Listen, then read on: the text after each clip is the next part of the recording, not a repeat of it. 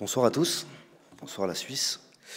C'est un peu particulier de se retrouver sur ce pupitre devant des gens qui regardent ce que je vais avoir à dire. C'est assez particulier parce que ça fait 1 an et demi que je me suis retiré de toute intervention publique pour des raisons que vous allez apprendre à comprendre ou que vous connaissez déjà tout au long de cette conférence qui a pour but de parler de comment survivre en oligarchie. Alors en tant que citoyen français, je vais essayer de vous démontrer ou de vous expliquer ce que moi j'ai vécu en tant que citoyen et ce que de nombreux citoyens français ont vécu pour avoir essayé d'exposer leurs convictions, leur manière de penser et leur aspiration à un monde meilleur. Je vais avoir à peu près une quinzaine de minutes, ce qui va être plutôt court. Je vais essayer de faire de mon mieux. Je suis un peu comme vous, le stress et puis l'envie de voir ce monde changer. J'ai commencé ce mouvement des Gilets jaunes en Bretagne, là où je vivais ma vie tranquillement, loin de la conscience politique qu'on peut essayer d'espérer d'avoir quand on est un citoyen qui veut changer le monde. Et j'ai été hyper médiatisé sans n'avoir jamais rien demandé, parce que j'ai fait une vidéo sur Facebook qui demandait aux gens de sortir dans la rue pour tenter de changer leur quotidien. Une fois que ce live a été fait sur Facebook, il a fait des centaines de milliers de vues, comme je pense plein de vidéos dans le monde, de gens qui veulent essayer de changer leur quotidien. Et je me suis retrouvé propulsé dans un des plus grands mouvements sociaux français depuis mai 68, où la répression, où la volonté de changer le monde n'a jamais été aussi forte, je pense. Je vais vous montrer plusieurs choses ce soir. Une vidéo que Antoine va pouvoir balancer, je ne sais pas si le son va marcher, qui va vous montrer un petit peu, pour ceux qui n'ont pas suivi ce qui s'est passé en France, comment la volonté de changer le monde a été reçue par des citoyens comme nous. Ne parlez pas de répression, de violence policière, ces mots sont inacceptables dans un état de droit. Je ne laisserai pas les forces de l'ordre sans aucun moyen ni d'assurer l'ordre public, ni de se défendre. Vous savez pas que... Nous n'avons pas de regrets sur la façon dont nous avons mené l'ordre public et la sécurité publique. Quand j'entends le mot violence policière, moi personnellement, je m'étouffe. Je récuse le terme de violence policière. Voilà une classe qui se tient sage.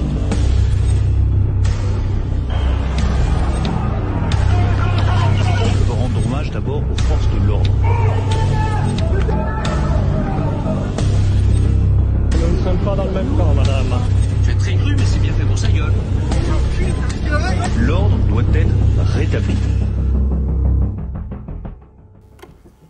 Et c'est juste un petit extrait de ce qui s'est passé, malheureusement, dans notre pays. La première année, il y a eu 10 000 arrestations préventives, 1 000 blessés graves, plus d'une trentaine de personnes éborgnées, des gens qui ont eu la main arrachée, pour avoir tenté d'expliquer leur volonté de changer le monde du mieux possible. On a à l'époque eu un Premier ministre, c'est la photo qui va suivre, qui est déjà affichée, voilà, qui est constituée des visages des personnes qui ont été mutilées pour avoir manifesté en France. Donc, je reviens un petit peu au début, je suis citoyen français, je me retrouve hyper médiatisé, et je vois mon pays dans lequel j'ai grandi, qui est vendu comme un pays démocratique, parce que j'ai toujours considéré que mon pays l'était. J'ai servi dans les forces militaires françaises, j'ai porté l'uniforme, j'ai servi comme je pouvais. Et le jour où je commence à vouloir dire ce que je pense, en dénonçant la corruption d'État, en dénonçant les détournements d'argent public, les affaires diverses et variées de mon cher pays, je me retrouve à voir que ces institutions sont détournées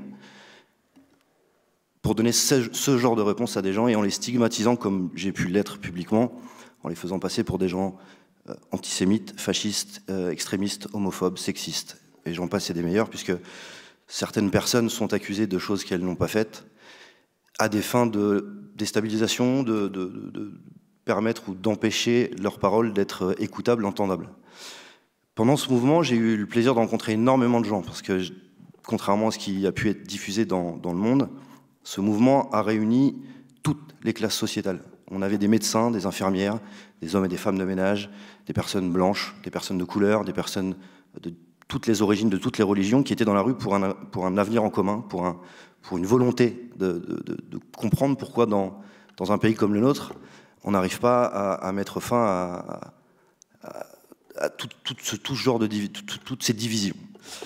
J'ai eu l'occasion de rencontrer Maître Juan Branco, qui interviendra et qui est le principal acteur de cette conférence, qui a défendu des camarades de lutte qui ont subi autre que la violence physique, mais la violence psychologique, la violence financière.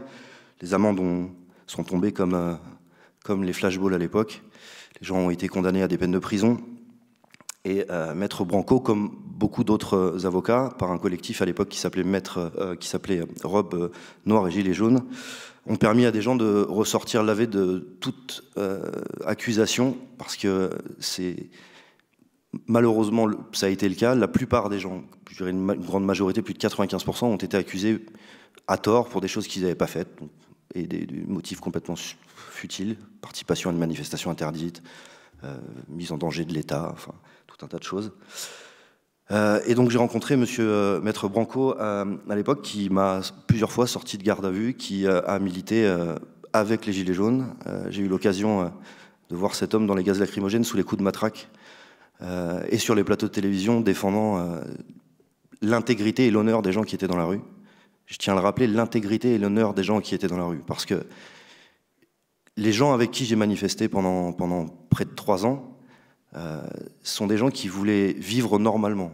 C'était pas des casseurs, c'était pas des gens qui voulaient détruire des institutions ou détruire un État. C'est des gens qui voulaient aspirer à un avenir qui peut paraître juste plein de bon sens, mais qui, dans le monde dans lequel on vit aujourd'hui, est rempli de corruption, qui est rempli de liens de collusion, de détournement, de tout un tas de choses. Et aujourd'hui, j'ai accepté de faire la première partie de Juan, parce que je ne veux pas que ça s'oublie, parce que ça a inspiré 47 pays du monde. 47 pays du monde ont eu des personnes qui ont porté un gilet jaune et qui sont sortis dans la rue. Dans 47 pays du monde, il y a eu des gens qui se sont fait arrêter, qui se sont fait amender, qui ont vu leur vie sociale devenir un enfer, parce que ça a détruit des relations de travail, des relations d'amis. C'était très compliqué d'assumer ses convictions dans un pays qui se dit pourtant démocratique et où la liberté d'expression devrait être quelque chose de tout à fait logique. Et donc j'ai rencontré Maître Branco et on a lutté ensemble, on continue de lutter ensemble, et aujourd'hui c'est peut-être, en tout cas à mon sens, un des plus grands dangers pour le monde tel qu'on connaît, parce que c'est quelqu'un qui souhaite mettre fin à cette corruption, qui souhaite mettre fin avec ses moyens comme on a pu essayer de le faire, mais qui a des convictions que j'ai vues dans la rue et qui me permettent de dire aujourd'hui que je le suivrai dans son projet, je le suivrai dans beaucoup de choses, et j'espère que toutes les personnes qui ont essayé de faire en sorte qu'on ne se parle plus ou qu'on essaye de se diviser les uns les autres comprennent bien que plus on est nombreux et plus on se soutient et plus on est fort. C'est très important. Je sais que la Suisse, c'est la deuxième fois que j'interviens. J'étais venu il y a 2 ou 3 ans à l'école PrEP de Lausanne, où on m'avait donné la parole aussi. J'ai vu des gens qui étaient très curieux, comme je peux vous voir aujourd'hui, très critiques aussi. La remise en question et le questionnement est très important. Et je suis très content d'avoir pu venir vous expliquer tout ça, d'avoir pu vous montrer tout ça. Et je vais laisser Juan continuer cette conférence. Et à la fin, je serai présent aussi si vous avez des questions pour y répondre. Merci beaucoup.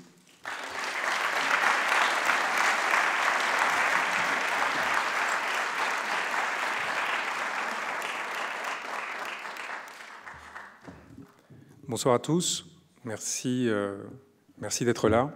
Je suis très touché de votre présence. Un moment qui me semble particulièrement important pour la France, où nos élites en perdition cherchent à nous menacer, non plus seulement par le pillage et la prédation comme elles l'ont fait ces dernières années, mais de plus en plus à travers un bruit sourd qui est celui de la guerre et de la conflictualité entre États. On l'a vu, elle s'approche en Europe de l'Est. On voit les tensions monter aussi en Méditerranée. On a vu aujourd'hui un ministre de l'Intérieur français arborer des lunettes de soleil comme de nombreux dictateurs l'avaient fait dans les juntes latino-américaines, dans un clin d'œil évidemment à ces régimes passés, dans le but de provoquer, évidemment, dans le but de faire peur, d'intimider, de marquer et de façon générale d'instrumentaliser les opinions publiques à des fins qui sont non seulement d'accaparement du pouvoir, mais également, à mon sens, d'expression d'une forme de perversion psychique qui commence à s'installer au sein de notre élite dirigeante.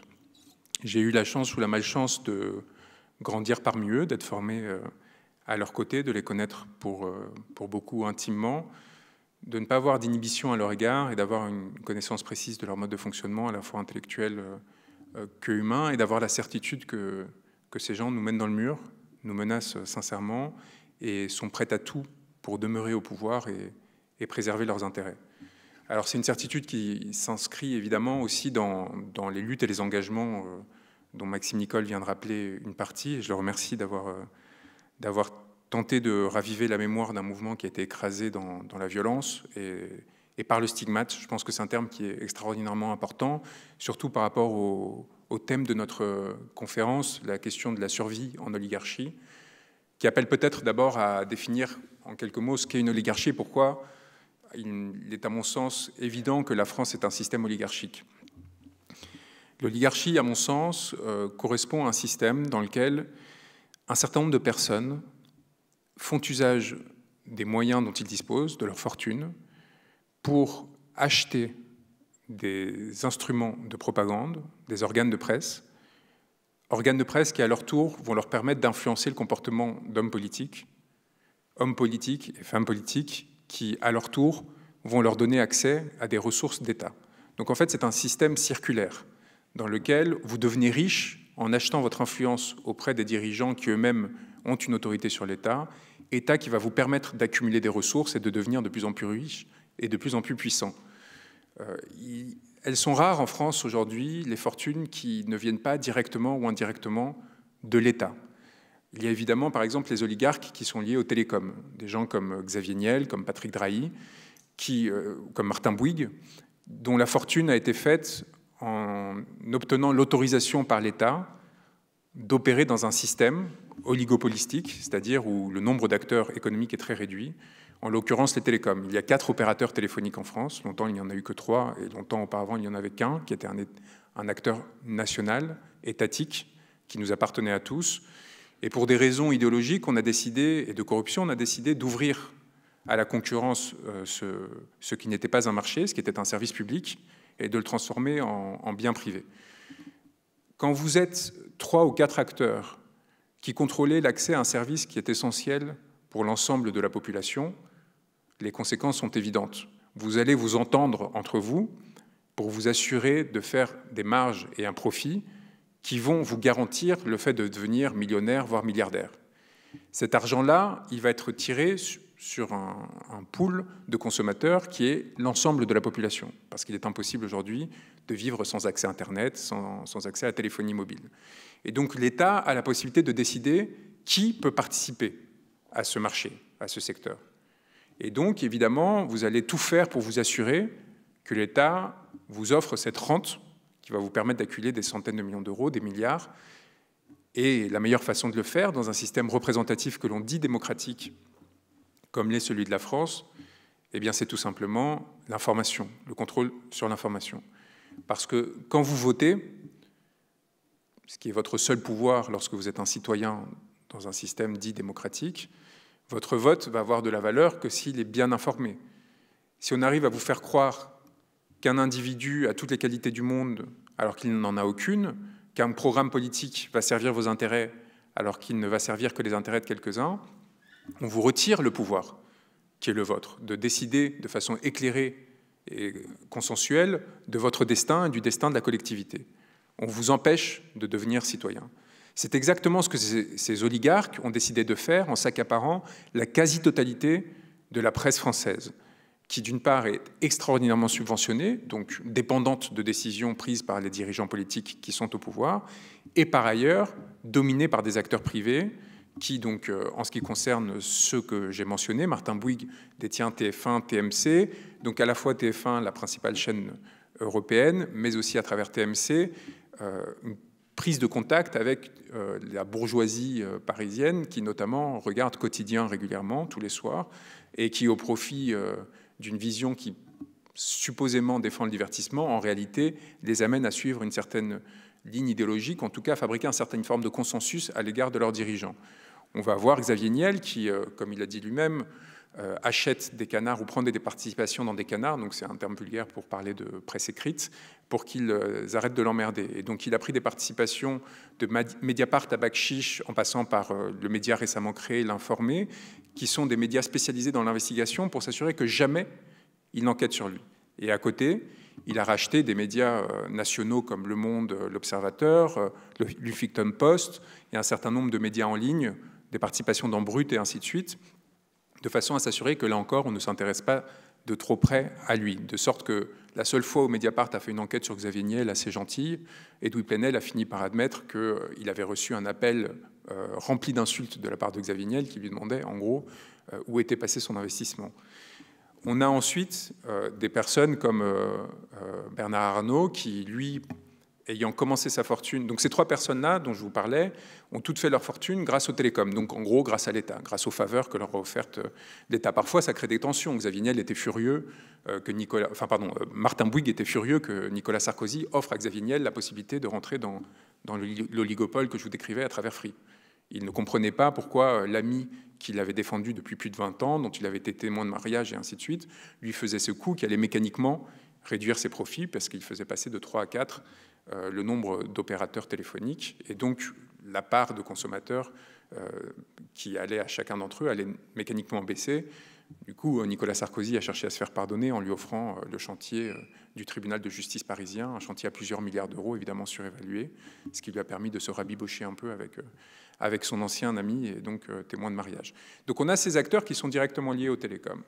On en a d'autres comme Bernard Arnault qui lui a décidé plus modestement de racheter Le Parisien, Les Échos, Radio Classique et quelques autres, et Paris Match récemment, à Arnaud Lagardère, qui lui a fait sa fortune en construisant, comme vous le savez, le groupe LVMH, donc Louis Vuitton, Moët Hennessy et ainsi de suite, qui était un groupe en fait qui lui a été offert par Laurent Fabius, donc un Premier ministre que l'on disait de gauche, qui était à l'origine d'un groupe qui s'appelait le groupe Boussac, et qui a pu, avec une mise dérisoire au départ, et avec l'appui d'un certain nombre de banquiers d'affaires, et dont Antoine Bernheim, de s'approprier certaines des marques les plus connues et réputées de la planète dans le secteur du luxe, comme Dior et d'autres, pour, à partir de là, construire un empire, racheter des médias pour rendre la faveur à cet homme politique et à ceux qui lui succéderaient, recruter un nombre très important de lieutenants, que ce soit de droite ou de gauche. Alors Nicolas Bazire, qui avait été directeur de cabinet de Nicolas Sarkozy,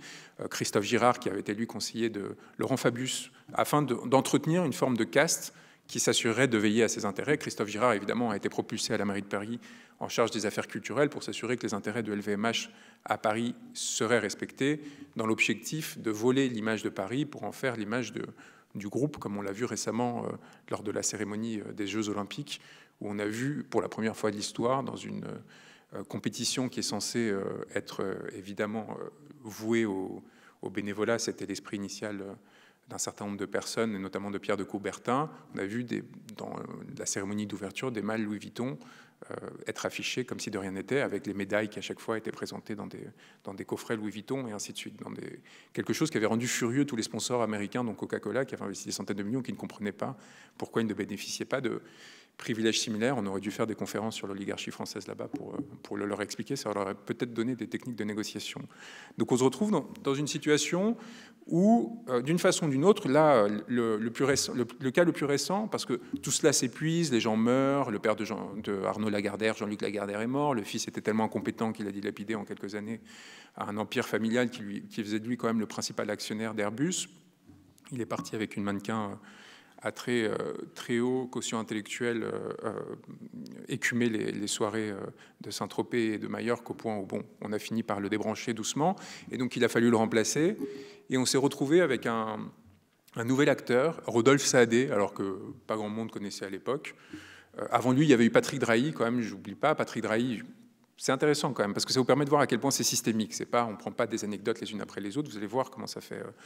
Ça touche l'ensemble du spectre, qu'il soit de droite ou de gauche. Et c'est là où le point est fondamental pour définir ce qu'est une oligarchie. C'est-à-dire c'est un espace où il n'y a pas d'alternative réelle, d'alternance entre les forces politiques qui se construisent.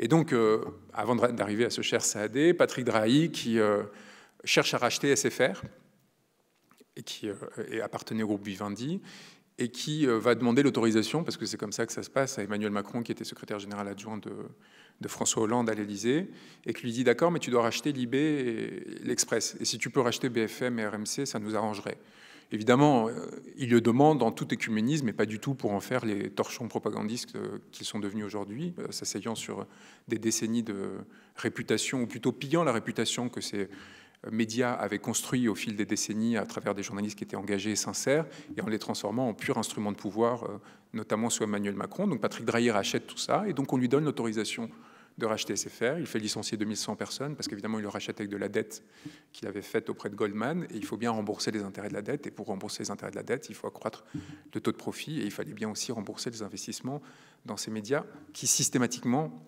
c'est comme un point intéressant, tous ces milliardaires qui sont fascinés par le seul fait de faire de l'argent. Les seuls échanges que j'ai eus avec Xavier Niel, il me disait systématiquement « on fera tous les projets que vous voudrez, mais ma seule condition, même si j'ai 10 milliards d'euros, c'est de faire de l'argent. » Par contre, dans la presse, tous les projets sont non rentables et seraient en faillite s'ils n'étaient pas régulièrement abondés par ces milliardaires. Comme c'est curieux, comme c'est intéressant, tout d'un coup, cet œcuménisme et cette passion pour la démocratie et les intérêts des peuples. Donc, Patrick Drahi, qui dépense des fortunes pour asseoir son influence et qui va avoir l'effet que l'on sait sur l'espace médiatique à gauche, en nous privant en fait des derniers relais progressistes qui existaient d'une pensée qui soit véritablement populaire ou intéressée par le peuple dans notre pays, à l'exception de l'Humanité, mais qui est affilié au Parti communiste. Et donc on se retrouve avec Rodolphe Saadé, parce que Patrick Drahi, à un moment donné, il doit rembourser ses 50 milliards de dettes. 50 milliards de dettes, rien que cela, ça devrait vous donner une indication sur la perversion d'un système qui permet à des personnes sans capital de départ de générer de tels taux d'endettement, évidemment en faillite technique, et qui est obligé de vendre ses médias. La panique dans la Macronie, à qui est-ce qui va pouvoir le vendre? Et on fait rentrer deux nouveaux oligarques, Daniel Kretinsky, qui a cette qualité extraordinaire d'avoir fait sa fortune en rachetant des usines, des usines à charbon, et qui évidemment se retrouve dans une situation de détruire la planète en les rouvrant à travers des failles réglementaires pour rentabiliser son investissement. Un Tchèque qui a décidé de s'intéresser à la France et aux médias français, on ne sait pas trop pourquoi là non plus. Et évidemment le dernier et le plus important aujourd'hui, Rodolphe Saadé. Alors Saadé, c'est magnifique. C'est la CMA-CGM. Je ne sais pas s'il y a des gens qui s'intéressent à la logistique ici, mais c'est les ports, en gros. C'est l'un des principaux acteurs de la logistique portuaire et du trafic de conteneurs. On a vu qu'il y avait eu de grands sujets pendant le Covid avec cette question. Cet homme a fait 50 milliards d'euros avec sa famille, qui détiennent à 75% le groupe CMA-CGM, 50 milliards d'euros de bénéfices depuis le Covid. Parce que l'explosion des prix du transport, liée à la crise qu'on a connue, lui a permis d'accumuler cette fortune. Mais comment est-ce que cet homme le méritait parce qu'il avait construit un empire par lui-même, comme on ne cesse de nous le raconter, de nous faire la légende de cet homme? En réalité, pas tellement. La CMA-CGM appartenait à l'État français, c'est-à-dire à nous. Et un très grand homme d'État, M. Chirac, avait décidé de l'offrir à la famille Saadé. Et donc l'État avait investi 1 milliard de francs à l'époque dans le groupe et l'avait tout de suite donné pour 20 millions de francs vendus, cédés, à la famille Saadé. Et donc aujourd'hui, la famille Saadé fait des dizaines de milliards d'euros de bénéfices à partir d'un bien qui nous appartenait et que nous avons fabriqué. C'est là où on en vient à la question de l'oligarchie, c'est-à-dire que tout cela, évidemment, n'est pas gratuit. Tous ces bénéfices ne sortent de nulle part, et toutes ces fortunes que l'on vous vend comme étant non seulement magiques, mais liées au talent extraordinaire de ces personnes, sont produites à partir de nos efforts et de nos sacrifices. C'est-à-dire qu'il y a une population entière qui vit dans des difficultés économiques, avec un inconfort, y compris de plus en plus au sein des classes moyennes, à cause de cette prédation qui est organisée et qui est financée dans le seul but d'accaparer du pouvoir, qui à son tour permettra d'accaparer des ressources. Le fameux CICE dont vous avez peut-être entendu parler, et ça me permettra de finir l'exposition des mécanismes de pillage dont je vous parlais.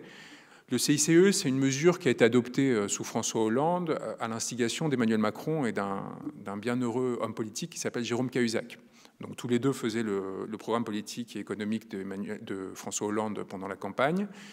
Et ils doivent répondre à une double mission. d'une part, séduire les milieux d'affaires pour soutenir François Hollande, mais d'autre part, surtout, construire à leur tour une carrière politique. Et pour construire une carrière politique, c'est-à-dire avoir accès aux médias, avoir une couverture favorable dans la presse, être protégé par un certain nombre d'acteurs, y compris judiciairement, eh bien, il vous faut évidemment séduire un certain nombre de milieux d'affaires. Et pour séduire ces milieux d'affaires, il vous faut leur offrir des gages de ce que vous protégerez leurs intérêts et que vous les servirez. Eh bien, c'est ce qu'ils vont faire en fabriquant le CICE, qui a coûté plus de 200 milliards d'euros à l'État français et dont on n'a jamais vu l'efficacité économique, malgré les promesses qui avaient été produites par François Hollande. CICE qui a coûté tellement cher, et c'est là où on va voir comment la boucle se boucle et comment, à partir d'un propos qui pourrait sembler assez abstrait, distant du réel, et ainsi de suite, on touche au concret et à ce qu'on vient de voir. CICE qui coûte tellement cher à l'État que Alexis Kohler et Laurent Martel, donc le secrétaire général de l'Élysée et le conseiller fiscal d'Emmanuel Macron, pendant la campagne d'Emmanuel Macron, échangent des courriels dans lesquels ils se demandent comment est-ce qu'ils vont financer ce trou dans les finances publiques, qui commence en fait à empêcher la possibilité, à empêcher l'État de financer des services publics, des hôpitaux, des écoles et ainsi de suite. Et là, ils se disent, on va inventer un truc formidable dont on va prétendre qu'il va servir à financer l'écologie. Et ça va être la taxe carburant, c'est-à-dire le déclencheur de la crise des Gilets jaunes. Et donc, on a des échanges de mails qui ont été révélés par Wikileaks entre ces deux personnes, qui ont été publiés, qui démontrent qu'ils sont en train de créer cette taxe, non pas comme le gouvernement le prétendrait ensuite pour financer la transition écologique et énergétique, mais pour financer et pour remplir le trou dans la raquette qui a été causé par ce CICE qui n'avait été adopté que pour propulser les carrières de M. Hollande, M. Cahuzac et M. Macron. Et donc vous avez une sorte de système circulaire qui malheureusement finit par générer des crises. Malheureusement pour eux, parce qu'il y a un moment donné où le peuple, en l'occurrence le peuple français, ne va plus être en mesure de payer pour eux, ne va plus être en mesure d'alimenter cette transition de ressources qui, de 70 millions de personnes, va à quelques milliers, voire quelques dizaines de milliers, si on prend en compte leurs conseillers et les personnes qui vivent autour d'eux, voire quelques centaines de milliers, si vous prenez en compte ceux qui, encore au-delà, au sein du Petit Paris, leur servent d'instruments, y compris donc les journalistes français qui sont leurs employés aujourd'hui et qui n'ont aucune forme d'indépendance et aucune capacité à enquêter sur ce système, à le dénoncer et évidemment à protéger ceux qui chercheraient à le changer. De sorte que vous vous retrouvez dans un étouffoir démocratique majeur et critique, qui ne peut se régler qu'à travers des ruptures radicales, qu'elles soient populaires à travers des mouvements comme les Gilets jaunes, insurrectionnels comme des mouvements d'action directe qui vont commencer à naître de la même façon que Luigi Mangione a ouvert le bal quelque part aux États-Unis avec le système des assurances privées concernant les questions de santé. On verra nécessairement, du fait de la tension que génèrent ces personnes, une montée de la violence qui va devoir s'exprimer d'une façon ou d'une autre. Et évidemment, lorsque nos dirigeants se retrouvent confrontés à cette situation, quelle est leur solution? Eh bien, tout simplement, c'est de déplacer la violence quelque part. Après avoir réprimé, après avoir écrasé, après avoir s'être assuré que ceux qui, sur le moment, essayaient de se révolter, y compris parfois en cassant des vitres au grand crime dans un monde où 15 000 personnes, enfin dans un pays où 15 000 personnes meurent chaque année des conséquences du chômage, eh bien, il faut évidemment dévier cette tension vers un autre objectif. Et alors là, vous avez en gros deux solutions. Vous avez le bouc émissaire interne, et là, ça va être soit vous-même par un sentiment de détestation croissant, et j'ai relevé récemment que le taux d'hospitalisation pour tentative de suicide chez les jeunes femmes, par exemple, a été multiplié par 8. Et vous allez avoir en fait un sentiment de vulnérabilité croissant au sein de la société du fait de la violence qui va être générée directement par l'exploitation économique et indirectement par les conséquences de cette exploitation économique, avec un accroissement des violences conjugales, un accroissement des violences sexuelles, un accroissement des violences contre soi-même, donc tentative de suicide, suicide et ainsi de suite, parce qu'il faut bien sortir cette violence quelque part. Vous voyez, donc la société commence à s'autoconsumer. Ça, c'est une première solution. Et ça marche très bien. Multiplication par 8 des tentatives de suicide, je peux vous dire que c'est quelque chose qui devrait nous inquiéter sur une catégorie de la population, les jeunes femmes de 15 à 25 ans.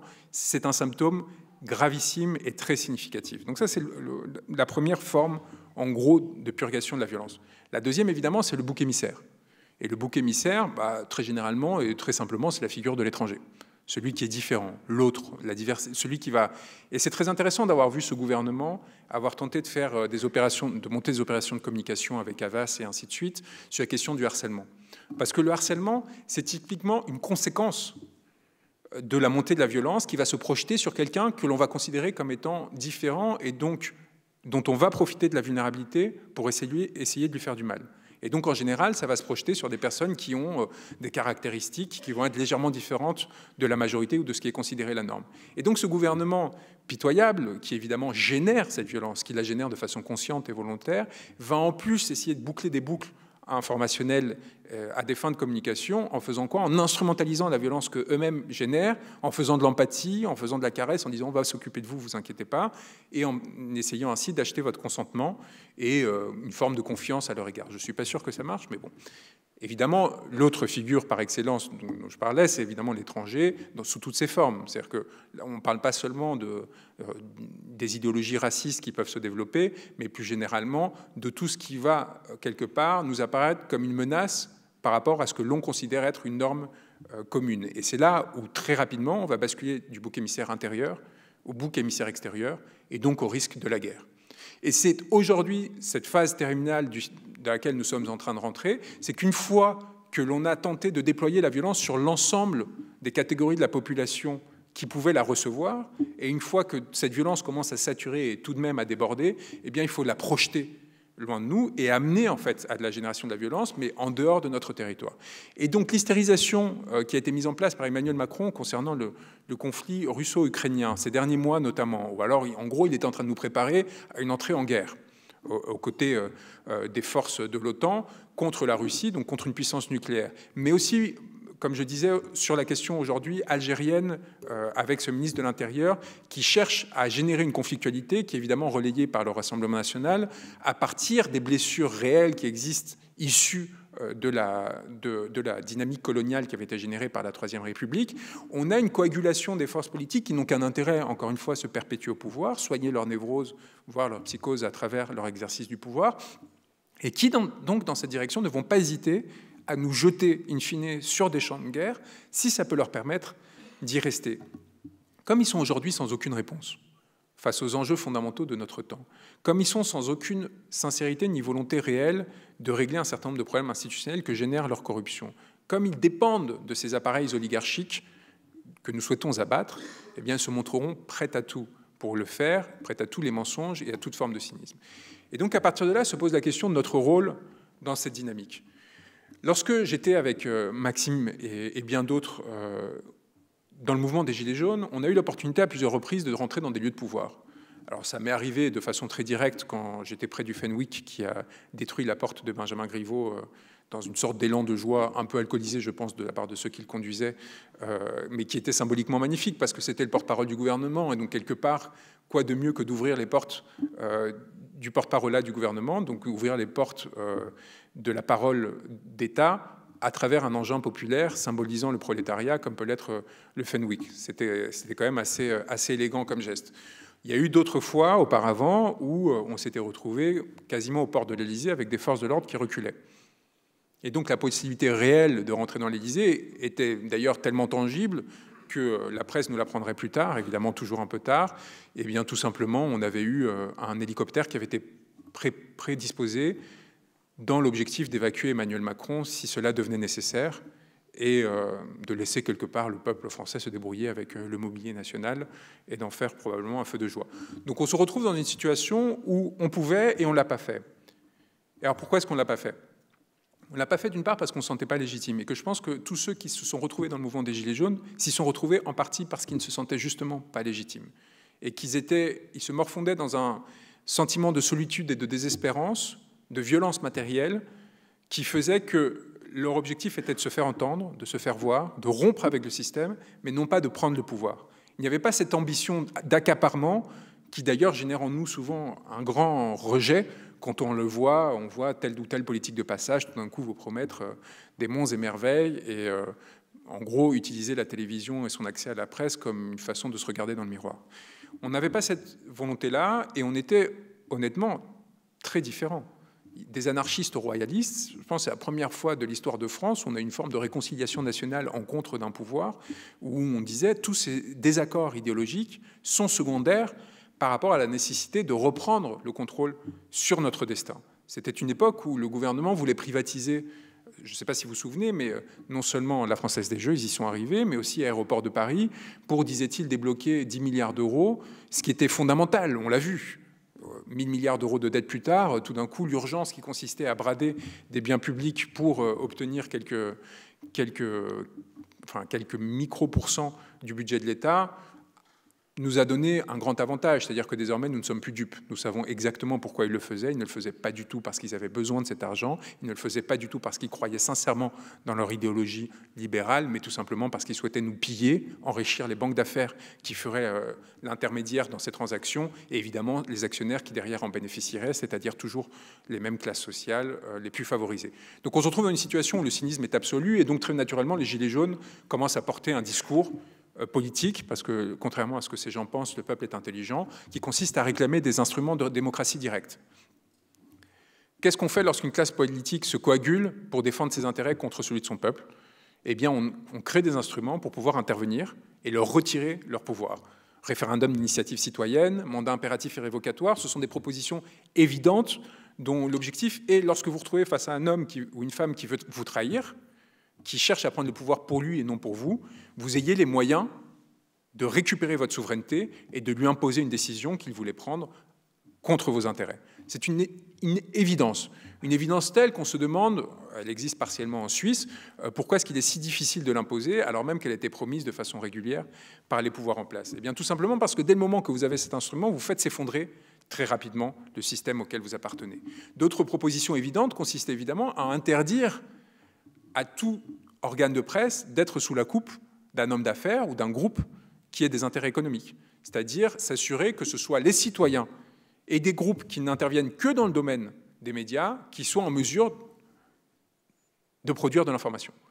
De la même façon, sur la question des algorithmes, reprendre le contrôle sur les algorithmes, s'assurer qu'ils soient transparents, s'assurer qu'il n'y ait pas des manipulations qui puissent intervenir, comme cela a été assumé lors des émeutes qui ont suivi la mort de Naël par le gouvernement et surtout par la directrice des relations publiques de Snapchat qui était entendue lors de l'Assemblée par une commission d'enquête de l'Assemblée nationale et qui expliquait qu'elle est en communication directe avec l'Élysée et qui faisait varier en fait les algorithmes de façon à éteindre le feu et à éteindre une révolte qui était en cours. Imaginez-vous, ça a été admis pour cela, évidemment, ça a été fait pour les autres mouvements sociaux, ils ne vous le diront jamais.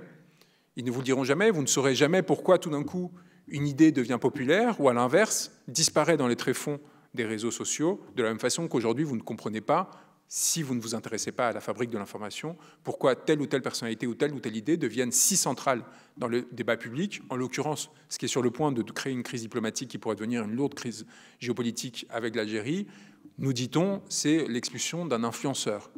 Alors là, on commence à se demander, est-ce que nos dirigeants ont perdu tout sens commun? Est-ce qu'ils sont devenus fous?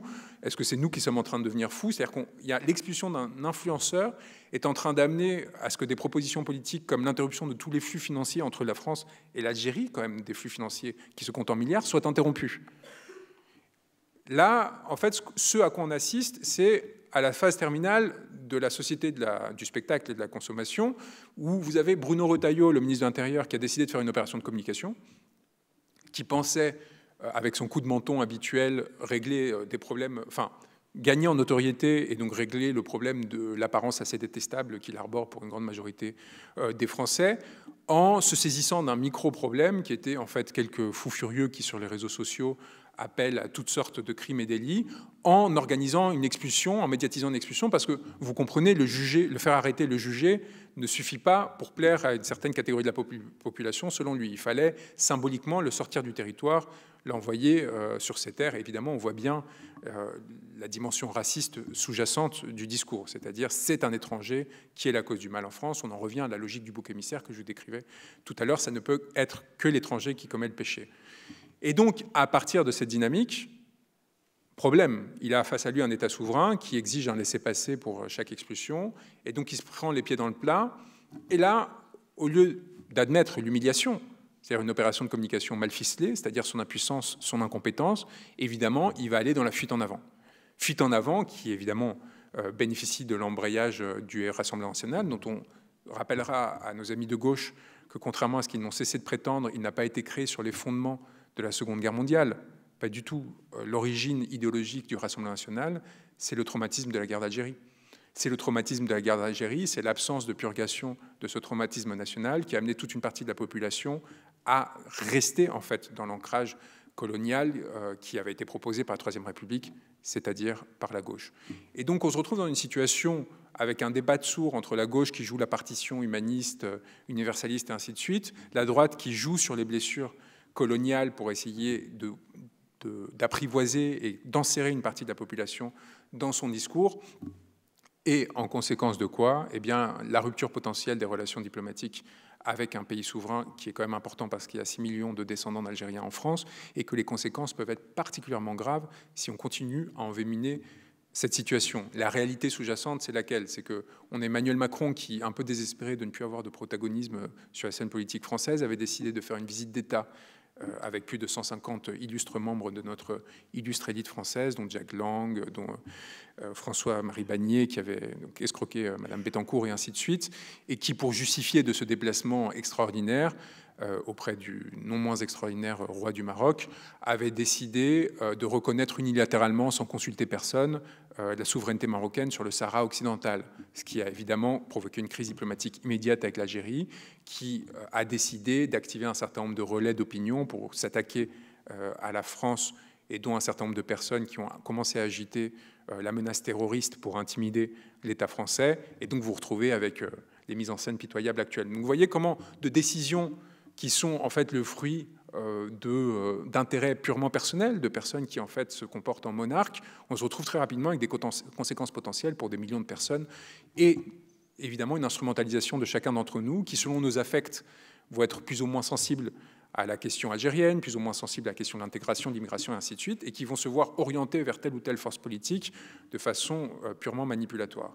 Et donc nous, il faut qu'on ait une résistance extraordinaire à l'égard de cette politique du fait divers, qui est la dernière arme dont disposent les tenants du système pour nous distraire, pour nous désunir, pour régénérer des divisions, exactement comme l'avait fait le pouvoir pendant la crise du Covid et l'adoption du pass sanitaire, qui n'avait aucun objectif sanitaire, justement, mais pour objectif de générer des clivages au sein de la société, à un moment où, contrairement à ce que l'on pense aujourd'hui, il y en avait très peu. C'est-à-dire la première phase du Covid, il y avait une forme d'unité du corps social assez importante et une capacité à générer du consensus et à encaisser les coups pourtant violents d'un pouvoir complètement désorienté qui était incapable de prendre des décisions cohérentes en vous invitant à aller au théâtre un jour puis en vous confinant le suivant.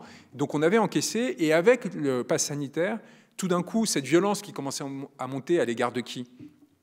Naturellement, à l'égard de ceux qui nous dirigeaient, qui étaient incapables de tenir un discours cohérent, sensible, sensé, et donc de nous protéger, avec un sentiment de désarroi et de colère qui montait.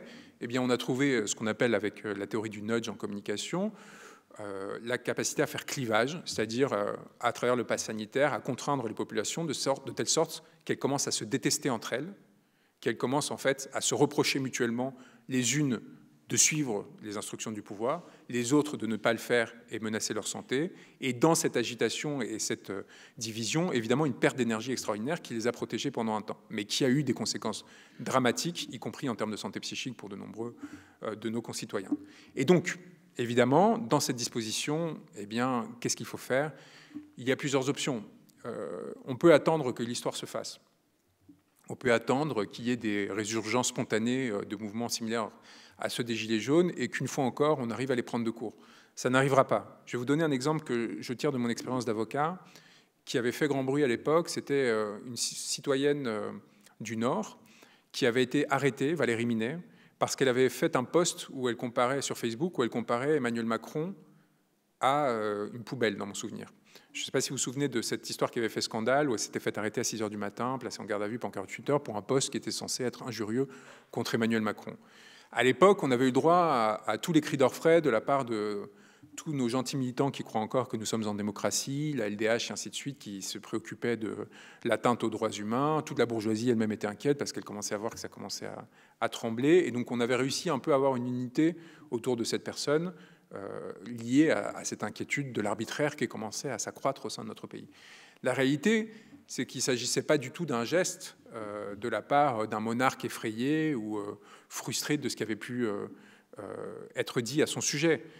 Stéphane Espic, qui est ici, a connu des mouvements de cet ordre-là lorsqu'il a été poursuivi sur plainte personnelle d'Emmanuel et Brigitte Macron parce qu'il avait eu l'honneur et le bonheur de se baigner devant le fort de Brégançon avec un homard gonflable, ce qui était considéré comme une insulte suprême par nos dirigeants et avait amené à ce qu'il soit jugé à Toulon en faisant déplacer et déprioriser des affaires de violence conjugale et ainsi de suite.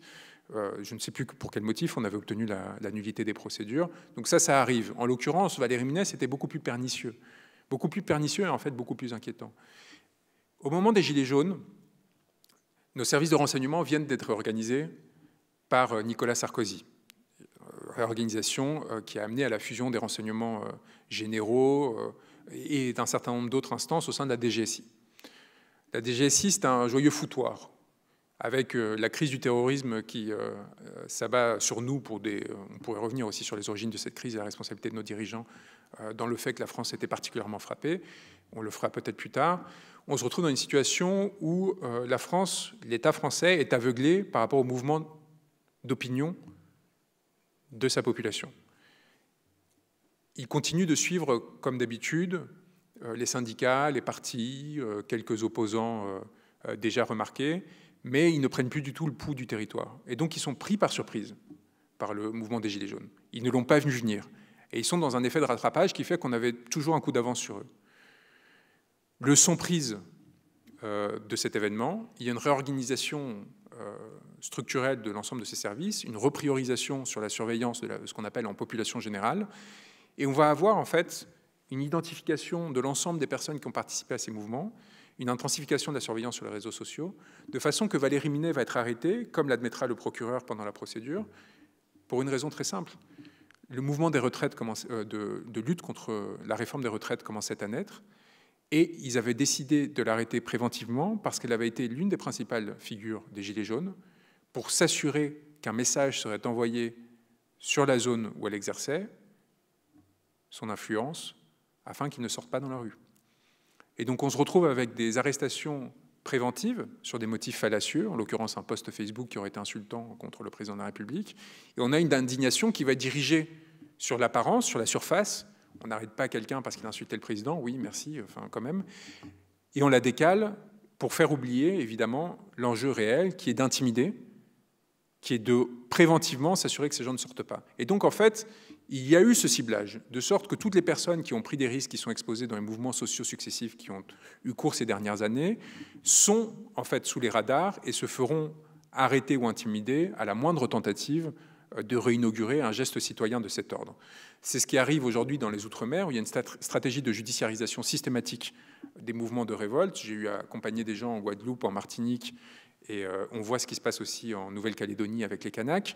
Systématiquement, l'arrestation à détention provisoire et, le cas échéant, la déportation à 8 000, 16 000 km de chez eux pour s'assurer non seulement qu'ils se tiennent sages, mais surtout qu'il n'y ait pas de contamination potentielle, de sorte qu'aujourd'hui en Martinique, l'inquiétude principale qu'il y a à l'égard du principal dirigeant du mouvement social contre la vie chère qui, depuis cet été, dans l'invisibilité complète des médias, essaye de lutter contre leur oligarchie, c'est-à-dire 3000 personnes qui ont décidé de préserver la pureté de leur race, des descendants d'esclavagistes béquets qui détiennent un monopole absolu sur la distribution et l'importation d'un certain nombre de biens, ce qui leur permet de faire 40% de marge par rapport à ce qui se fait dans l'Hexagone.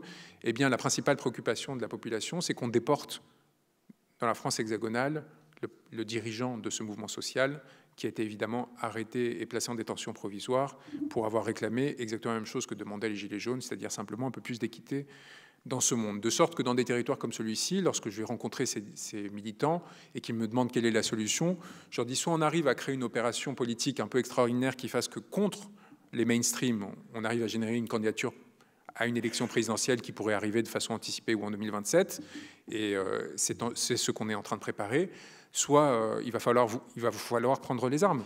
Il va vous falloir prendre les armes parce que ça fait un demi-siècle que ces individus, là je parle de la Martinique, continuent de vous spolier et de vous piller, eux-mêmes qui avaient déjà été indemnisés lorsque l'esclavage a été aboli, parce que, évidemment, les pauvres avaient souffert de la perte économique générée par l'abandon de l'esclavage. Donc c'est à partir quand vous êtes dans une situation où la radicalité politique apparaît comme la seule alternative au système existant, moi je m'inquiéterais non pas pour nous, mais pour ceux qui nous dirigent, parce que leur vie va devenir très rapidement très difficile en fait. non seulement du fait de structures organisées de résistance, de sabotage et ainsi de suite, mais de la part de citoyens conscientisés qui, à un moment donné, décideront de faire des gestes comme celui qu'a commis Luigi Mangione. Et donc, comme on est des citoyens responsables et très gentils, et non violents, et pour la paix, d'un côté, j'essaye quand même, à travers mes ouvrages, de donner des instruments de résistance à l'oppression sur la question de la surveillance et ainsi de suite, à partir de mon expérience en tant qu'avocat. Mais de l'autre, on essaye de préparer une alternative. Et l'alternative, c'est tout simplement une candidature à l'élection présidentielle. Alors ça peut paraître délirant.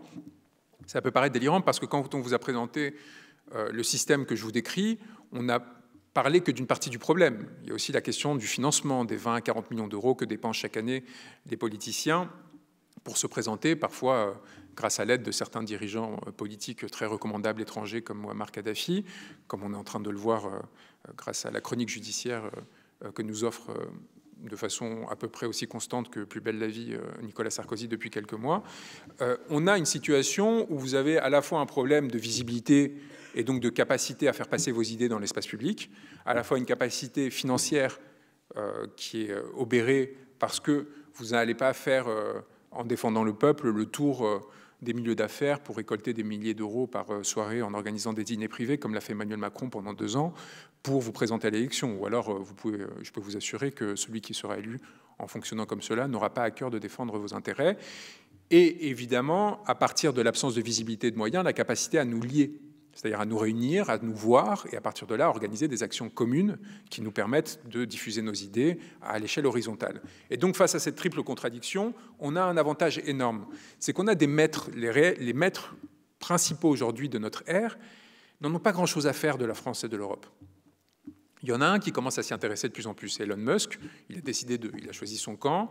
Il nourrit de plus en plus un certain nombre de forces politiques, plus ou moins légitimes. Je peux vous dire que je suis très inquiet du soutien qu'il a offert à l'AfD en Allemagne, non pas pour des questions idéologiques, mais de parce que la résurgence d'un camp nationaliste en Allemagne peut générer comme risque et danger pour la France, notamment une France qui ne se serait pas préparée à la dislocation de la construction européenne et à la nécessité de reprendre en main sa souveraineté avant que le fassent d'autres, avec tout ce que ça peut impliquer à moyen terme. Ça, c'est des questions qui devraient être au centre de notre débat public. On n'en parle pas du tout. On est sur les cris d'orfraie idéologiques et ainsi de suite.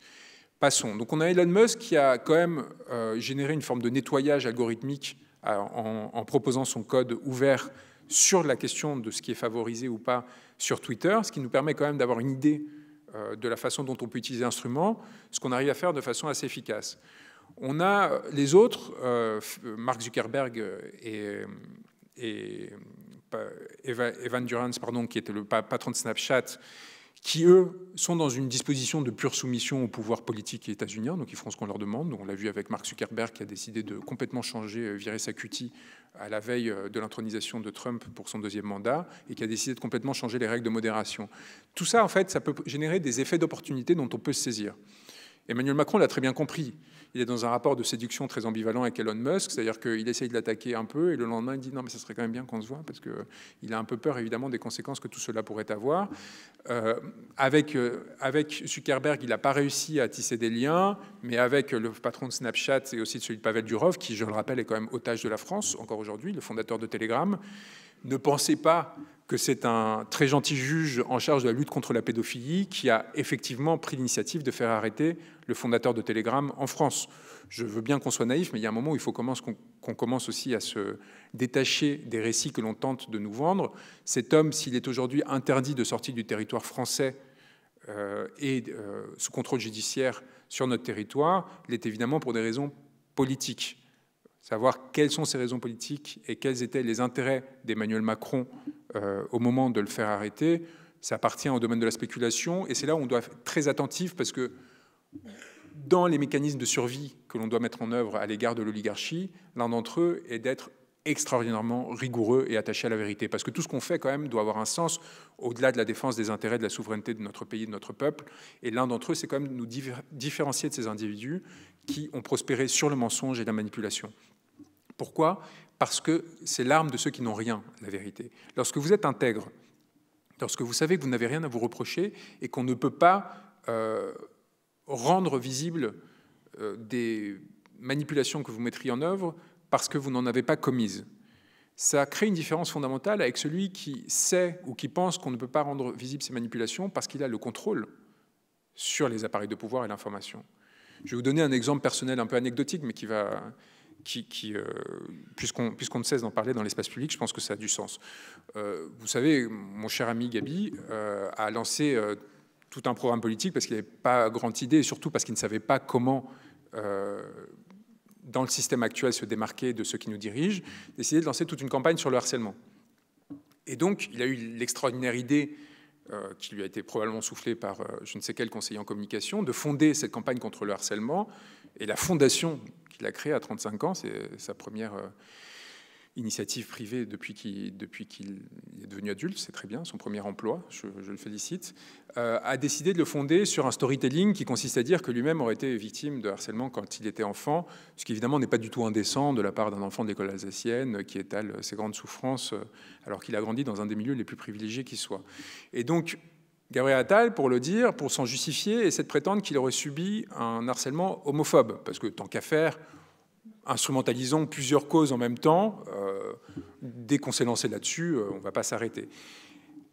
Mais dans le même temps, alors petit couac, et c'est le problème de ceux qui mentent, il fait diffuser dans la presse People, via Mimi Marchand et dans Paris Match, dans Closer, People et compagnie, eh bien qu'il était en couple avec Joyce Jonathan. Je ne sais pas si vous voyez qui est Joyce Jonathan, c'est cette demi-célébrité qui avait fait sa carrière grâce à Star Academy dans mon souvenir, qui n'a pas eu une grande carrière, et qui, à l'orée de ses 30 ans, regrette un peu de manquer de visibilité, donc trouve en son camarade de classe une opportunité extraordinaire de se remettre en selle. Lui, ça le rend glamour. Elle, ça lui permet de réapparaître dans l'espace public et donc de refaire quelques concerts et ainsi de suite. Sauf que du coup, il y a un petit problème de compatibilité des discours. C'est-à-dire que quand vous lancez des opérations de propagande, vous avez intérêt quand même à avoir quelqu'un qui coordonne le tout et qui s'assure que ça soit à peu près cohérent. Soit vous avez été victime d'un harcèlement homophobe, soit vous étiez en couple avec Joyce Jonathan à la même période, mais les deux ensemble, moi je veux bien, enfin peut-être, hein, avec toutes les transformations d'identité auxquelles on a droit en ce moment, peut-être qu'il y a une explication que vous me donnerez, mais ça ne marche pas. Et donc en fait, ces gens-là sont toujours sur la brèche, de sorte qu'ils sont aussi vulnérables à des attaques réputationnelles de cet ordre. Et on l'a vu aussi avec toute la rumeur sur la transsexualité de Brigitte Macron. Quel était le fondement de cette opération de communication qui visait à leur faire mal et qui a été montée par un individu qui est un de vos concitoyens, puisqu'il habite aujourd'hui à Lausanne, Alain Soral, à travers la Gazette Fait et Documents qu'il a créé et Xavier Poussard, son directeur de la rédaction. Il savait qu'il y avait un problème dans la relation entre Brigitte et Emmanuel Macron. Il savait que c'était une vulnérabilité. Il le savait pourquoi ? Parce que c'est moi qui l'avais raconté. Qui avait raconté comment Xavier Niel, donc notre oligarque adoré, ancien proxénète ayant pour fait de gloire d'avoir créé des 3615 érotiques, puis après, grâce à ses contacts dans les services de renseignement, d'avoir monté un certain nombre d'opérateurs, de fournisseurs d'accès Internet, puis en rachetant Le Monde et autres, d'avoir eu une licence téléphonique qui en a fait un milliardaire, qui a permis au grand bonheur de se marier avec Delphine Arnault, donc la fille de l'homme le plus riche de la planète. Je ne suis pas sûr que ce soit un heureux destin, et de devenir le concierge des oligarques de la Silicon Valley quand ils passent à Paris, en gros, de faire la tournée des grands ducs, d'aller aux prostituées, voir des prostituées avec Elon Musk quand il vient, et ainsi de suite. Donc ce très cher et recommandable Xavier Niel décide en 2016 de présenter Mimi Marchand à Brigitte Macron. Mimi Marchand, dont je vous rappelle qu'il avait rencontré grâce à leur avocat commun, quand ils étaient tous les deux en prison. Donc, il présente Mimi Marchand à Brigitte Macron parce que Brigitte Macron est très angoissée alors que son cher amoureux commence à monter dans l'espace public. Emmanuel Macron étant, rappelons-le, à l'époque ministre de l'économie, ayant rencontré Bernard Arnault et tout ça via sa femme, donc via Brigitte Macron, qui était enseignante à Franklin, qui est l'un des lycées les plus prestigieux privés de Paris, où a été prof de français. Et où, d'ailleurs, la mère de Bruno Le Maire était directrice d'établissement. Tout cela, évidemment, est sans effet sur les carrières de chacun d'entre eux et leur capacité à arriver, malgré le fait qu'ils ne sachent visiblement pas même compter, aux plus hautes fonctions de l'État et de générer les résultats économiques que l'on sait. Donc, on se retrouve dans une situation où Brigitte Macron est un peu inquiète, parce que Brigitte Macron sait qu'elle a rencontré Emmanuel Macron quand elle avait 39 ans et qu'il en avait 14, et qu'elle l'a rencontré alors qu'elle était prof de lycée.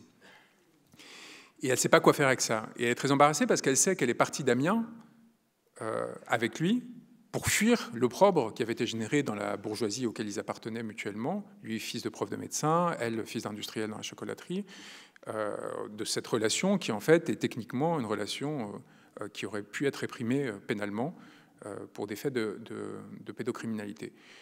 Et donc, moi, je n'ai pas de jugement à porter sur la morale et la volonté mutuelle qu'ont eu ces hommes cet homme et cette femme de se retrouver, enfin cet enfant et cette femme de se retrouver.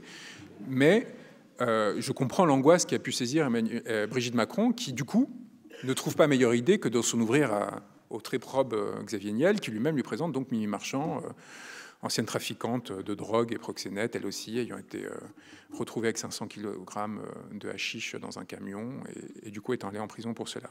Et Brigitte Macron et Mimi Marchand et Xavier Niel décident de monter une opération de communication très brillante qui consiste à renverser le stigmate. Et c'est quelque chose que la Macronie aura fait de façon systématique. Vous l'aurez vu notamment quand on a appris que Stéphane Séjourné était illettré. Je ne sais pas si vous vous souvenez de ce moment extraordinaire. On se rend compte qu'il ne sait pas non seulement parler français, mais anglais, mais pas parler français non plus.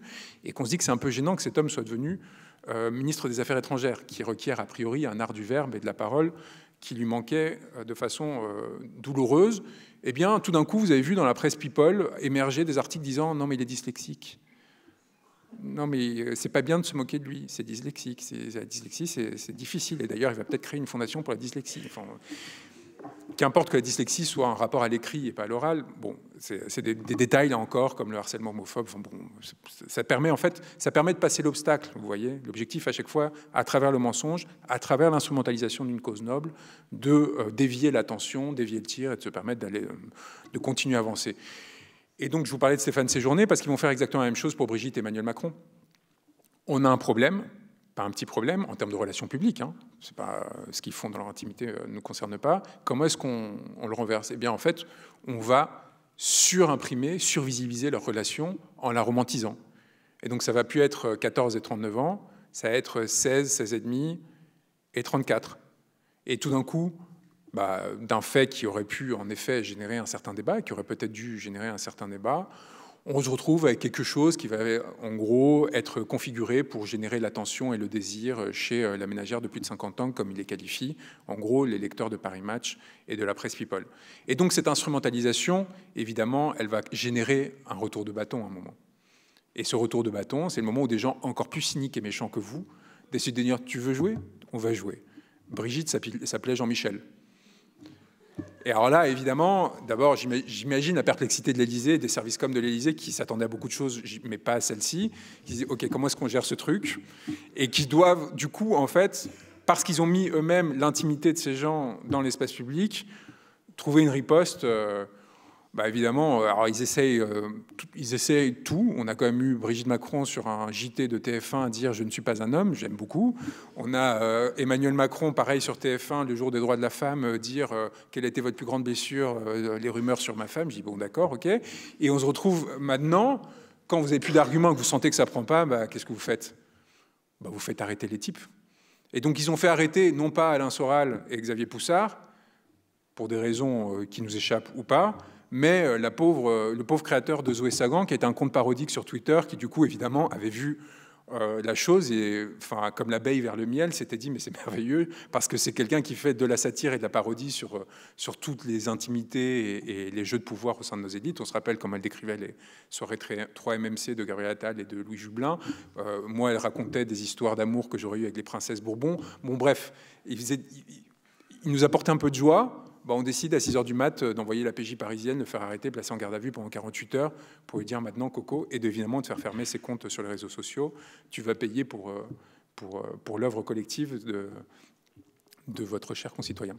Donc on est vraiment dans une situation où entre ça, et on voit la continuité avec ce que je décrivais sur Stéphane Espic et le homard gonflable qui visiblement avait eu l'heure de déplaire aussi à Brigitte et Emmanuel Macron. Moi j'ai eu à défendre des citoyens de cet ordre, mais malheureusement par dizaines.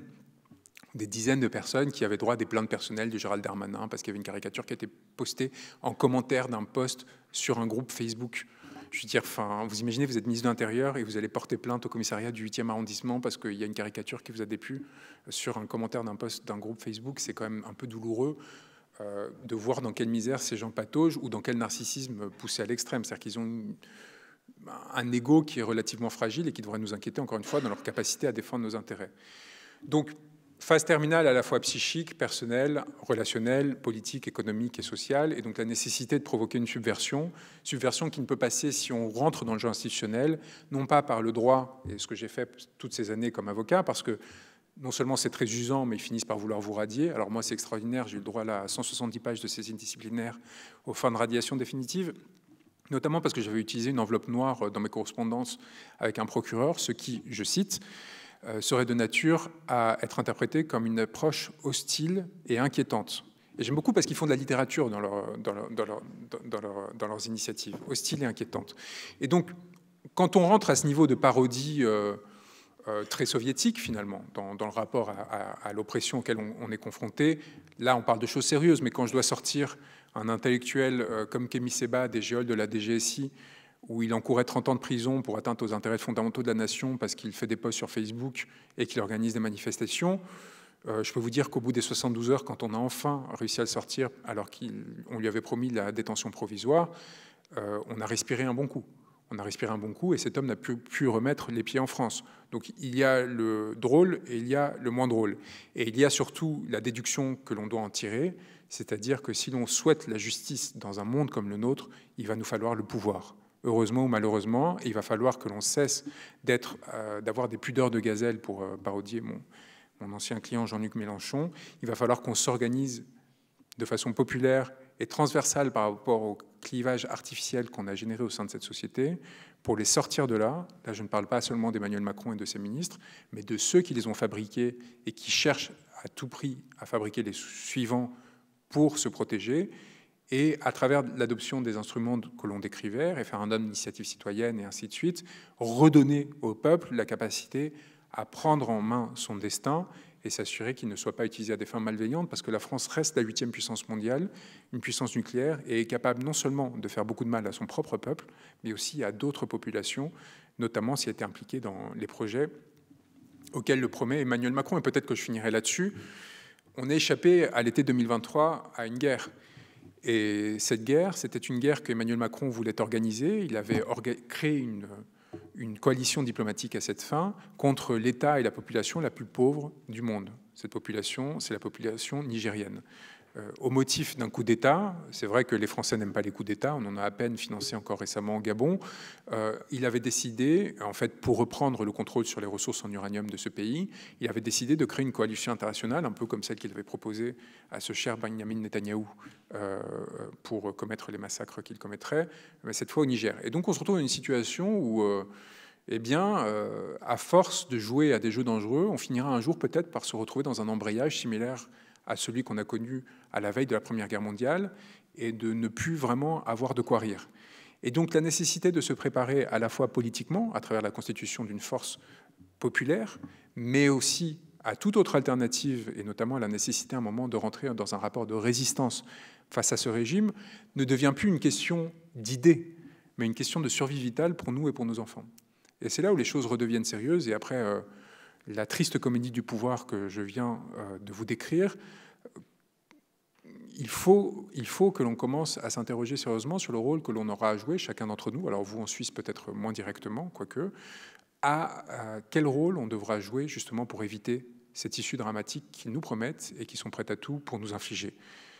Je pense que la constitution de mouvements populaires est essentielle. Je pense que les liens que l'on a tissés ces dernières années dans les luttes successives que l'on a eu à mener sur l'ensemble du territoire français, dans les Outre-mer, a permis d'établir une confiance relative entre nous, d'identifier ceux qui étaient là pour le pouvoir, ceux qui étaient là pour la notoriété, ceux qui étaient là pour l'argent, et ceux qui continuaient à être là tout court et qui continuaient en fait à s'engager quel que soit le prix qu'ils avaient à payer.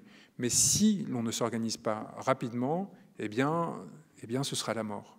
Et je le dis avec légèreté, sans emphase, sans vous faire des discours de politiciens comme vous les connaissez, soit très rédigés, soit très théâtraux, avec une apparence de normalité, parce que c'est à mon sens la façon la plus saine de vous faire passer ce message et de vous rappeler quelque part à nos devoirs de citoyens et donc à la nécessité de s'organiser. Et donc je suis très heureux d'avoir eu ce moment pour échanger avec vous. On va, à partir de cet événement, commencer un tour de France qui nous amènera à rencontrer des gens sur l'ensemble du territoire pour essayer de comprendre quelles sont les forces qui sont déjà actives dans la préparation de cette lutte, voir avec qui on va travailler.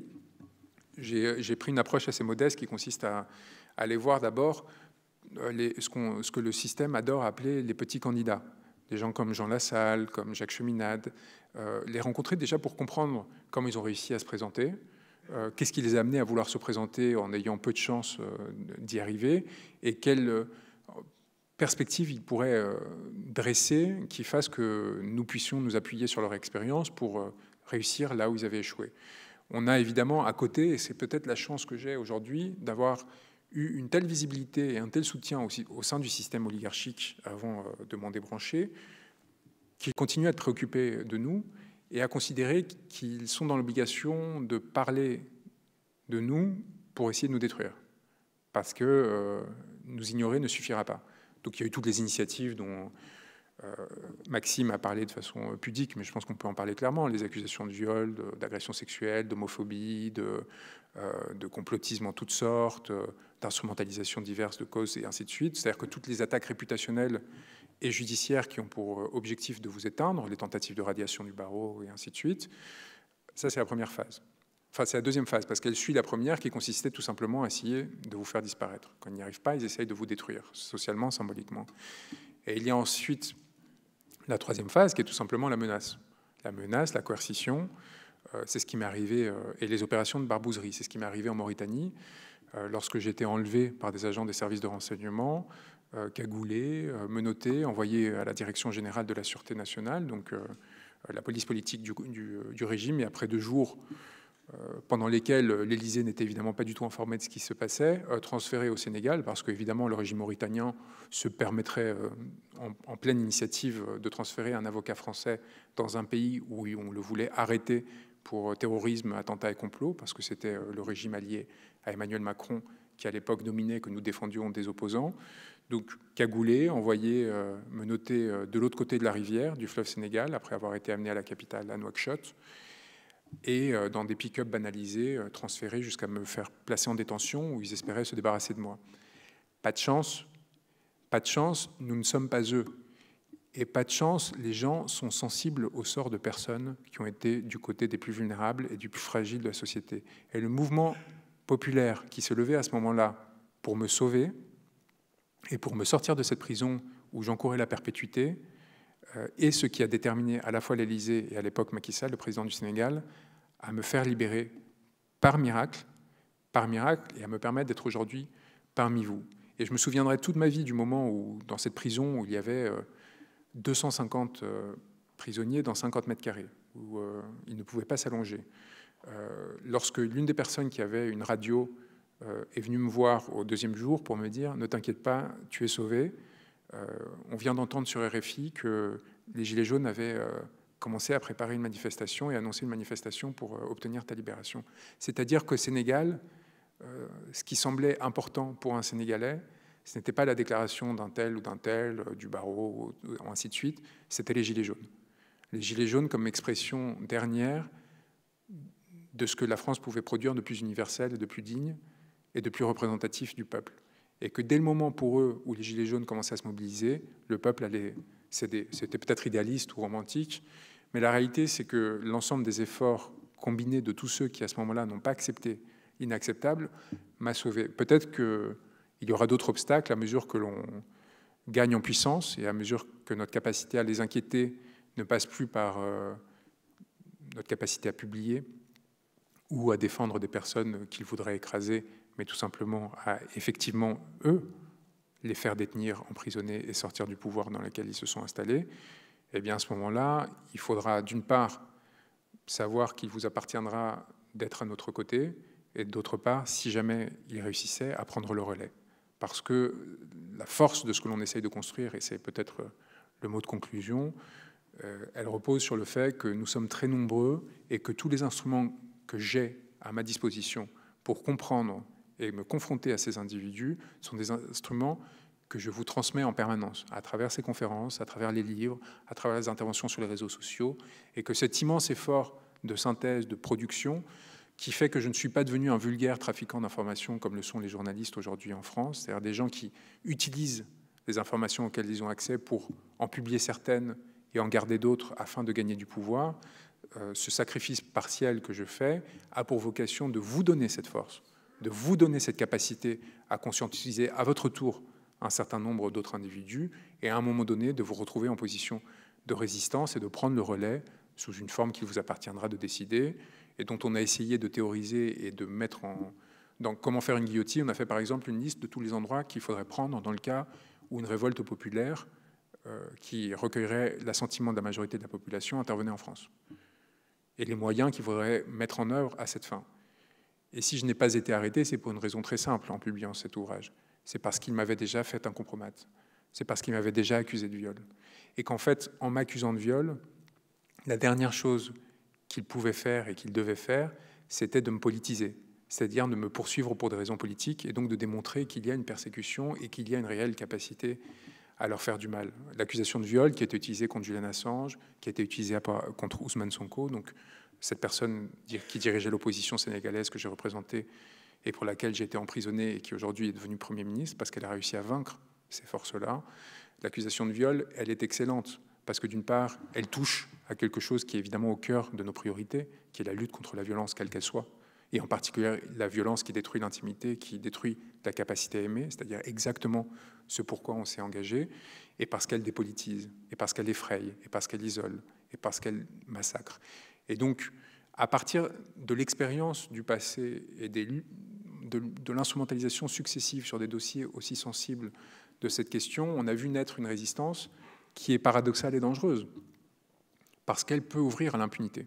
Elle peut ouvrir à ce que des comportements réellement délictueux ou criminels puissent être acceptés par des forces sociales qui veulent le bien, et elle peut amener à une forme d'anomie qui est extraordinairement dangereuse. Et c'est à nous d'être très attentifs à trouver les bons équilibres et à, sans laisser nos causes se faire voler par ces individus, résister à l'opprobre et à la manipulation qu'ils essayent de nous mettre en œuvre. Et ça, c'est un élément fondamental, et j'en finis cette fois réellement avant d'ouvrir aux questions. Quiconque pense lutter en s'appuyant sur les instruments du système est en fait en train de nourrir ce système.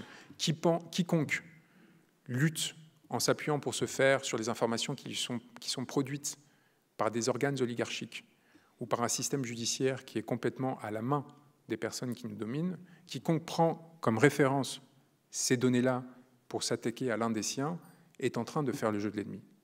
Il faut être particulièrement méfiant parce que par nature, ces instruments-là peuvent être à n'importe quel moment instrumentalisés pour être retournés contre nous.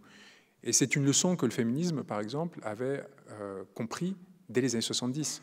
Il y a eu tous les grands mouvements féministes des années 70 ont marginalisé et isolé ce que l'on appelait le féminisme carcéral parce qu'elles voyaient bien que l'instrument pénal pouvait être détourné et le serait pour abattre ceux qui luttaient pour un certain nombre de causes, comme ça a été le cas notamment contre le mouvement des Black Panthers en Amérique du Nord.